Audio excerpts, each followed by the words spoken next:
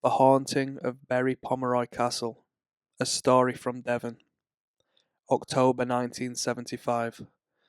Bury Pomeroy Castle, nestled in the dense woodlands of Devon, England. In the quiet village of Bury Pomeroy, the castle ruins have always loomed large, a dark silhouette against the rolling hills of Devon. Bury Pomeroy Castle, dating back to the late 15th century, was a place of mystery and shadow, a landmark both feared and revered by locals. Generations of Devonshire folk grew up on stories of the castle's tragic past, of restless spirits that haunted the decaying halls. Among these tales, two spectres in particular were said to wander the grounds: the White Lady and the Blue Lady, spirits with tragic histories, bound to the castle for eternity. In October of 1975, two sisters, Mary and Alice, moved into the area, renting a small cottage nearby. They'd grown up in London and had inherited the cottage from an uncle they'd barely known. It was a new chapter, a chance to escape the bustle of the city for the quiet beauty of the countryside. But it didn't take long before the locals' whispers about the nearby castle stirred Mary's curiosity. "People say this place is haunted," the postman warned one morning. "Especially that dark corner tower. There's a white lady that they see on the grounds. She wanders the walls sad and silent. And there's another one too. The Blue Lady. She's no peaceful spirit though. She's vengeful. Not a soul who's seen her has come away untouched." Mary, intrigued by the legends, decided to visit the castle. Alice was hesitant, sensitive to the strange aura that seemed to cling to the castle, but Mary was braver, always drawn to the mysterious.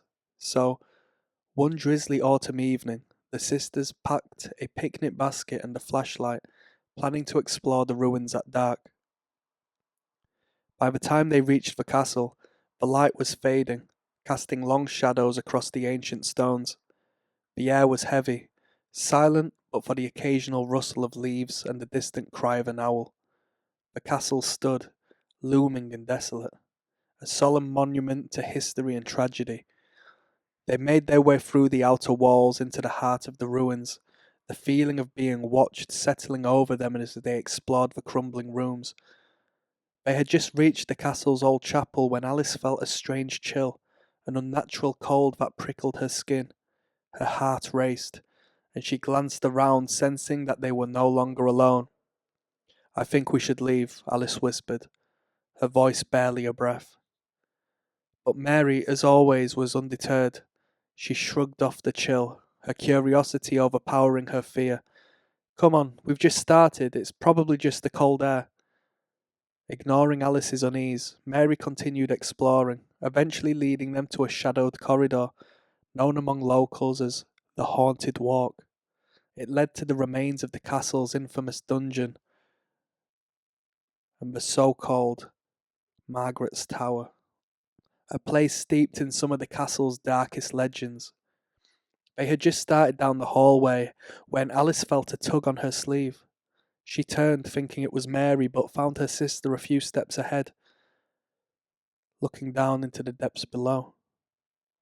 "Did you?" Alice began, but her voice trailed off. The air had turned icy, as if they had stepped into a place untouched by time or warmth. Then the whispers started. Low at first, barely distinguishable, they grew louder as the sisters strained to listen. They sounded like the murmurings of a young woman, pleading and sorrowful. The words were faint but unmistakable. "Help me. Please. Help." "Do you hear that?" Alice's voice was trembling. Mary nodded, her face pale but her eyes were wide with fascination. They continued down the corridor, the whispers growing louder, leading them deeper into the shadows.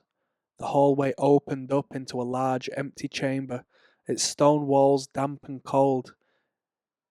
It was then when they saw her. A woman, standing in the far corner of the room, bathed in an ethereal glow.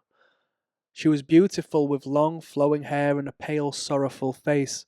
She wore a simple white dress, her expression mournful, as if burdened by a grief beyond words. Her form was faint, wavering, but her presence was undeniable. Mary was rooted to the spot, unable to look away. Alice clutched her sister's arm, fear and pity flooding her heart. The woman lifted her head, her gaze meeting theirs.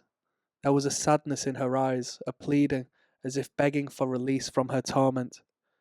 This was the White Lady. They both knew it, felt it in their bones, and as they watched, she raised a trembling hand, pointing towards the darkness beyond the doorway. Without a word, the sisters followed the direction of her gesture, moving toward a narrow stairwell that led down into the depths of the castle. They descended cautiously, the sense of unease growing stronger with each step. The air was heavy, almost suffocating, as they reached the bottom. There, in the darkness, they saw a figure slumped against the wall. Another woman, but different. Her gown was blue, and her face was hidden in shadow. As they approached, she lifted her head slowly, her eyes flashing with a cruel, unnatural gleam. The Blue Lady. Unlike the White Lady, her face bore a twisted smile, one of bitterness and vengeance. Her eyes bore into theirs as if she could see through to their very souls. The air grew colder, and Alice felt a sharp pain in her chest, as though a hand were clutching at her heart. The Blue Lady's gaze was unrelenting, her presence malevolent, suffused with an anger that seemed to echo through the stone walls. Panicking, Alice clutched her chest, gasping for breath, but Mary was transfixed, unable to tear her eyes away from the ghostly figure. The Blue Lady leaned forward, her mouth opening as if to speak, but the words were lost to them, swallowed by the darkness. The next thing they knew, the figure faded, dissolving into the shadows, leaving a silence that was more terrifying than any sound. Shaken, Alice pulled Mary toward the stairway, desperate to escape. They stumbled up the steps, nearly tripping in their haste, the walls seeming to close in around them. They didn't stop until they reached the castle courtyard, their breaths ragged and their hearts pounding. When they finally looked back, the White Lady stood in the castle doorway, her figure faint but visible.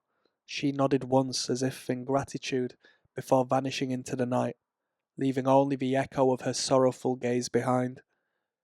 The sisters never spoke of that night to anyone, each silently haunted by what they had experienced, but the nightmare stayed with them, especially Alice, who often dreamed of the Blue Lady's gaze, her bitter smile.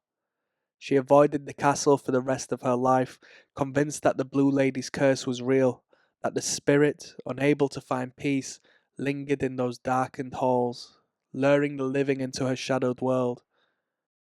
Locals still whisper about Bury Pomeroy Castle, warning travellers against wandering its ruins at night. They say that on cold, quiet evenings you can still hear the whispers echoing through the corridors, and if you're unlucky you might catch a glimpse of the Blue Lady, her vengeful spirit lingering, waiting for the next lost soul to join her in the darkness. Bury Pomeroy Castle remains one of the most haunted places in England, with sightings of the White Lady and Blue Lady reported for centuries. And for those who encounter these restless spirits, the castle's tragic history is not just a story, it's a warning.